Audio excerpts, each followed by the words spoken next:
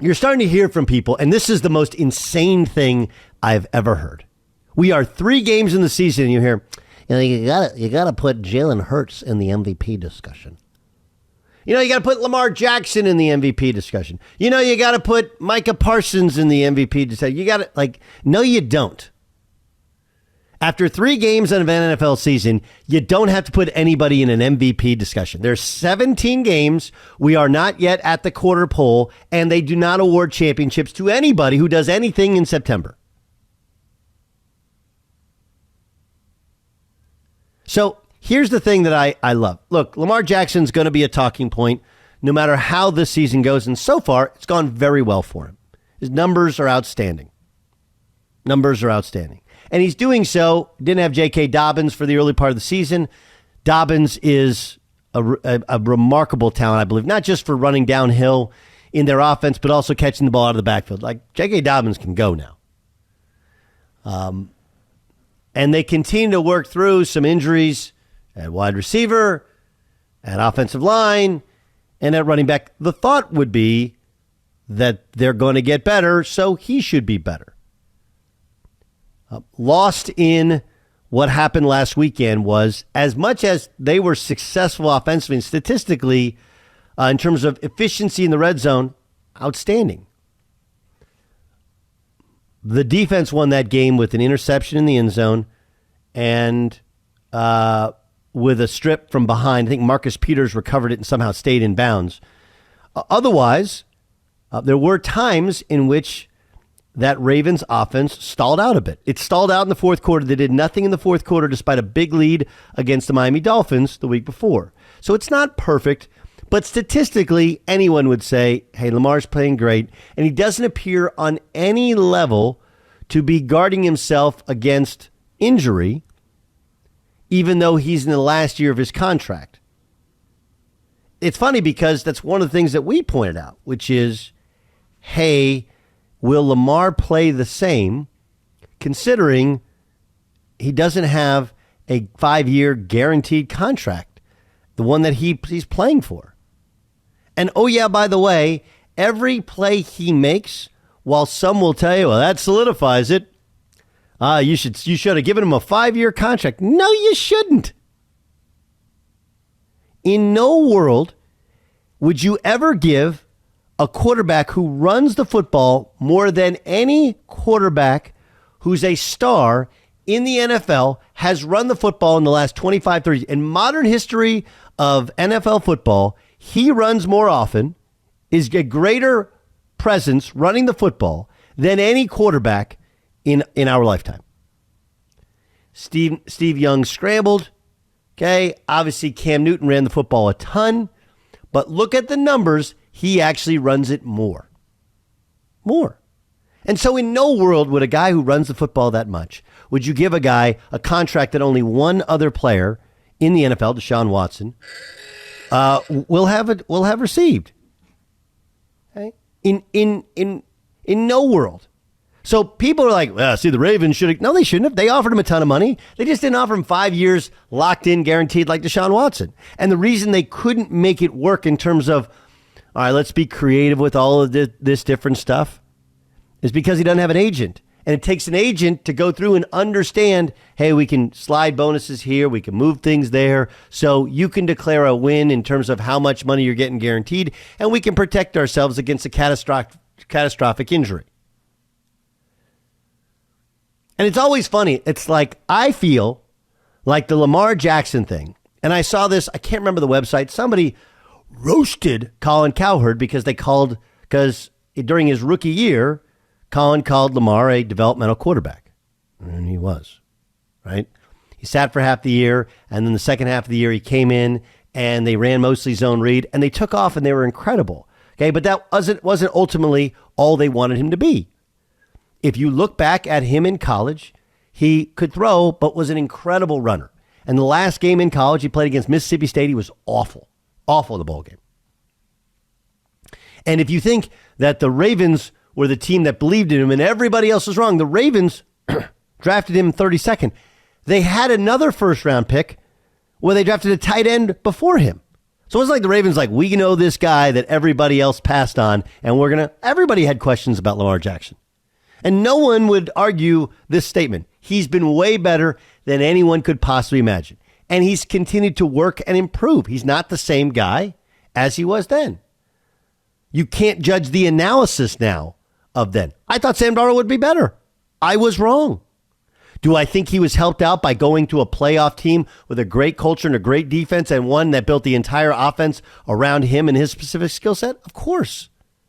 Whereas Darnold went to the Jets, who were an abject disaster, not just personnel-wise, but coaching, and then he didn't improve. Whether he didn't do the work or whether the work that was put before him wasn't the right work, I don't know. But it's okay to say 5 years later, hey, we're all wrong. Okay, we're wrong. But he's not the same player he was coming out, and he found an organization that decided we're going to go all in on this one unique style that really nobody else plays in the NFL and do it because he's the best to ever do it that way. But it doesn't eliminate the fact that if he keeps playing this way, eventually somebody's going to hit him and somebody's going to hurt him. Sometimes it's not even about being hit and being hurt. Look at what happened to Sterling Shepard. Right? He's just running down the field. Stops. I'm not wishing for. We're talking about percentage and likelihood of. But here's the thing that I love. Okay? Here's two separate arguments you hear in the NFL that you think cannot be combined, but they're actually the exact same argument. You ready for it? Okay, here's one. Cooper Kupp, as he's playing now, Cooper Rush, as he's playing now, should have a chance. If he continues to play this well or plays better, why bring Dak back? You got to at least consider that just like Dak Prescott, because he was better and healthier than Tony Romo, why can't you do the same thing for Cooper Rush? He costs less money. Okay? Dak Prescott broke his ankle 2 years ago, right? Now he broke his thumb. Dak Prescott wasn't healthy all of last year.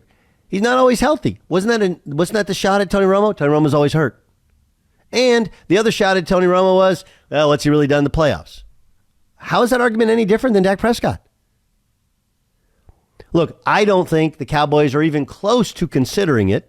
It's a luxury to have a quarterback who they believe in while Dak Prescott is hurt, but it's only a couple of games, right? It's 2.5 games. Funny. Because I think that Lamar Jackson, the Ravens should give him 5 years guaranteed. Lamar Jackson's the MVP. Heck, even Jalen Hurts is in the MVP discussion. All of those, if I like congruent arguments.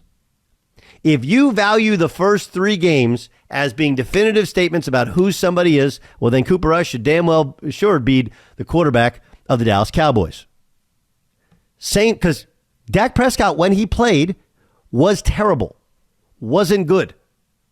Cooper Rush with the same team, with many of the same injuries, has been better, right? Now, over the long haul of the season, of course you would still believe, at least I would still believe in Dak more than believe in Cooper Rush. Over the long haul of the season, I don't know what Jalen Hurts looks like because they've overwhelmed teams, albeit they've played a very soft schedule to date. They've overwhelmed teams to this point in time. And I don't know what Lamar Jackson, my guess is that it won't be as good as it's been, but it's not going to go bad like it did last year unless they have a litany of injuries they did last year. But my guess is people are going to adjust. They're going to adjust to Cooper Rush. They're going to adjust to Jalen Hurts. They're going to adjust to Lamar Jackson. Because now, unlike the preseason, now we have actual tape on people. But if you make one of the arguments, you got to make the other two as well.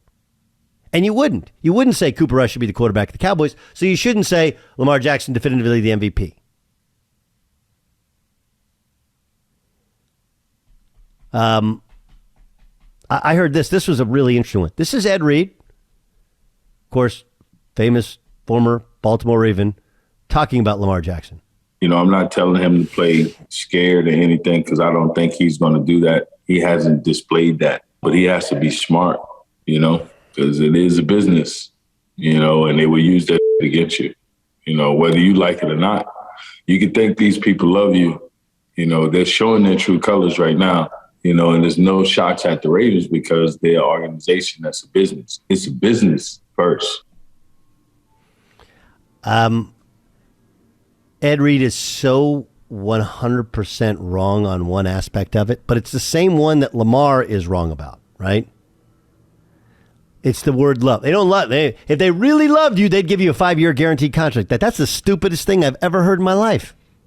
But that's how Lamar thinks. That's how Ed Reed thinks. That's how some football players think. Man, you really love me. You give me 5 years guaranteed. Like, why would I ever do that? Only one other team has done that for their quarterback. Everyone considers that contract to be a complete outlier and one that could very well backfire, incredibly risky. All these other quarterbacks who are similarly talented and many of them more accomplished than Deshaun Watson don't have that in their contract. Do the Packers not love Aaron Rodgers? Do the Raiders not love Derek Carr? Does the Arizona Cardinals not love Kyler Murray?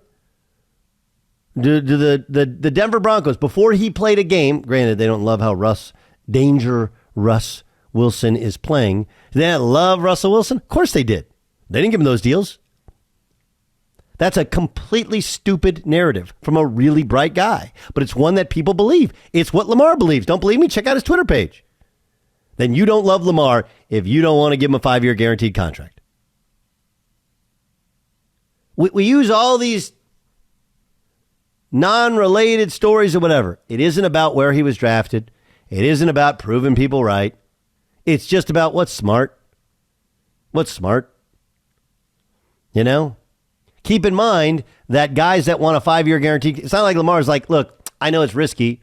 I'll take less those last 2 years or less over the life of the contract so I can have more guys around me.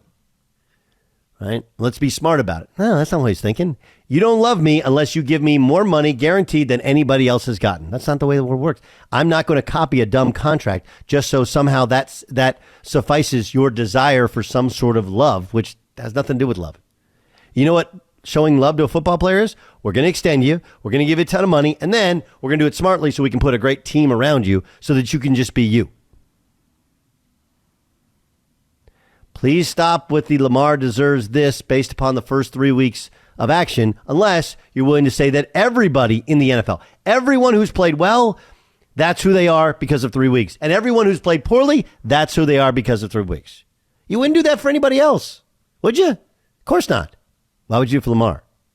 Why would you do it for, why would you do it for Cooper Rush?